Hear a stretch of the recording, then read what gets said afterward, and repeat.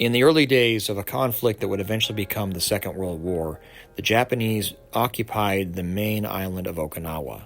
As a part of that occupation, they disarmed the Okinawan people and essentially disbanded their martial arts studios and their dojos.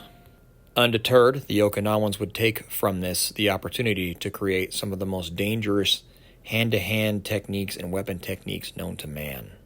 Proving it's not the weapons and who has them and who takes them away, it's the man that defines how dangerous they truly are. If that story sounds familiar, that's because it's the exact story that Softmaster told Snake Eyes in the G.I. Joe comic books. And I'm telling it to you because, hey, I'm DisThunder, and this is my review of the Mezco Toys 112 Collective Storm Shadow figure. The man we know as Storm Shadow, as formerly known as Thomas S. Arashikage.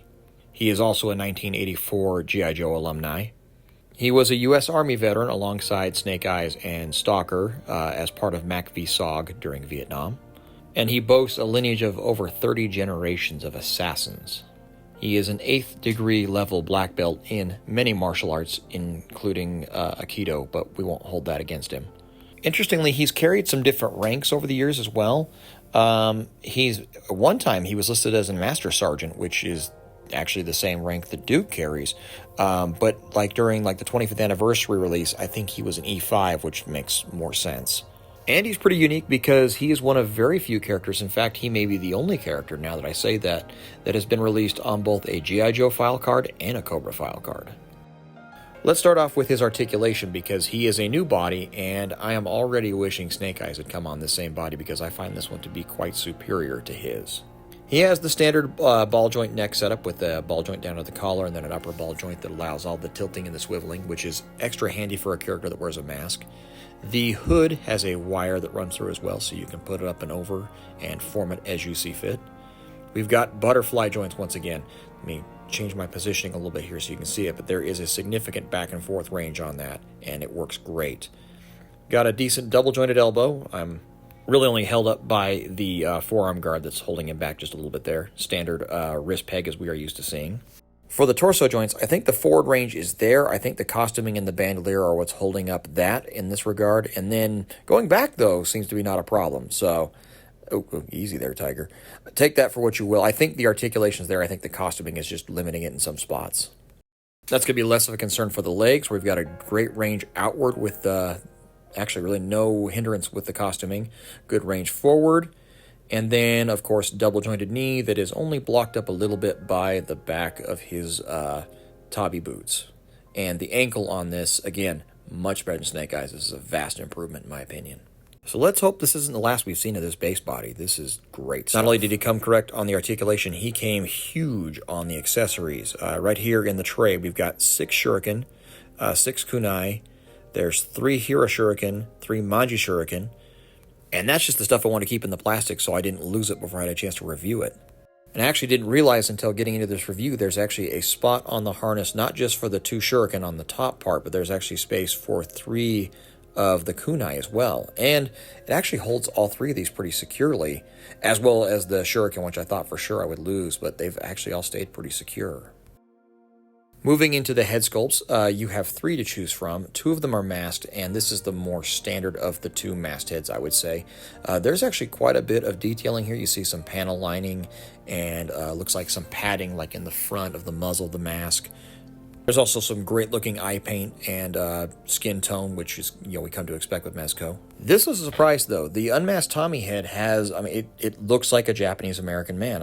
It's very unique. It's distinctive as well. I ordered a second one to make a Ryu custom of because I was so fond of it. It's hard to keep a Storm Shadow figure and not have him masked the whole time, so I wanted to have another use for that head.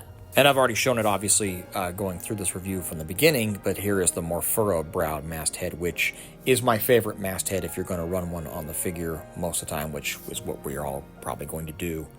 And again, it has excellent personality and actually makes me even more excited for Firefly, who is even more reliant on the expression than Storm Shadow is. Back to the weapons, we have 1 Odachi, 1 Wakizashi, 2 Sai, 1 collapsible bow, 1 Nunchaku, a quiver with 3 removable bows that will also attach to the sword sheaths, and 2 hand size that also cleverly store inside of that quiver. To attach that quiver to the sheath, as I mentioned, you just line up the 2 tabs on each side and it will just snap into place. I like this feature because it feels like something that would be a disposable weapon for Storm Shadow. Once he's done with the bow and arrow, I can see him just kind of casting that aside. But before we move on, let's also talk about some of his throwing effects and his alternate hands, because he comes with plenty of those. Of note on the hands, you have 2 with some climbing claws attached to open palms, and then you have 2 with smoke bombs in them. One hand has 1, one has 2.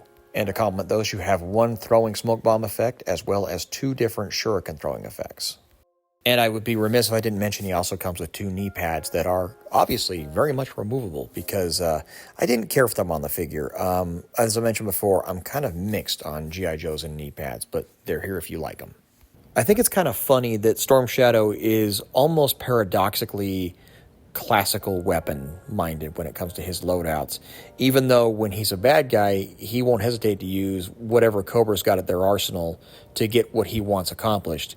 He just won't do it with his hands. He won't sully his hands with the dishonorable modern weaponry. Let's also do some size comparisons here. Let's line him up with our current G.I. Joe roster so far, because my Firefly hasn't arrived yet. You'll know when he does, trust me. But here, of course, is Roadblock, Storm Shadow, Snake Eyes, and Destro. And relative scale in size is very pleasing to me here. I think this is pretty much what I'm after. Particularly where it comes down to Storm Shadow and Snake Eyes, because these 2 just need to work in that kind of comparable fashion, and I think they delivered perfectly on this. Like I mentioned earlier, though, it's hard not to be a little jealous of that Storm Shadow body now, because I think it's just superior to the one Snake Eyes has. And it's not that Snake Eyes' body is particularly bad, it just, this one's that much better. Here's a look at him next to Destro, where you can obviously see the height and the mass difference between the 2 figures. And that means so far, out of 4 figures, all 4 Mezco Joes have unique body sculpts. And that is just pretty damn cool, no matter how you want to look at it. And of course, we have to take a quick look at him next to Supreme Knight Batman, because this is a showdown that's been in the making in my backyard for probably going on 40 years now. And I said it before, but sometimes you got to look at your collection and go, holy shit, 6-year-old me would lose his mind if he could see this. And just for comparison's sake, last but not least, here is my current Storm Shadow custom. It's been a long day. And while I still think this is a fine-looking custom, I think that the real deal has outclassed it sufficiently that I'm not sure what I'm going to do with this yet, but there's always uses for spare parts, right? So when it comes to making a recommendation for Storm Shadow, this is pretty easy business as far as, reviewing and recommending things go. New body, lots of accessories, excellent character choice, excellent Cobra choice, 3 really good head sculpts.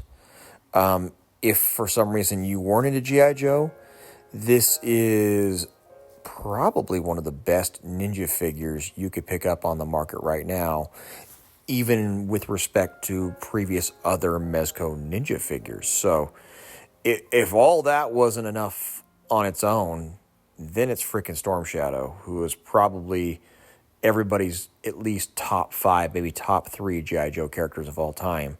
So that's kind of a gimme. Looks like secondary market's going to be your best bet, but still obviously get on the wait list, especially with Firefly shipping here shortly. It couldn't hurt.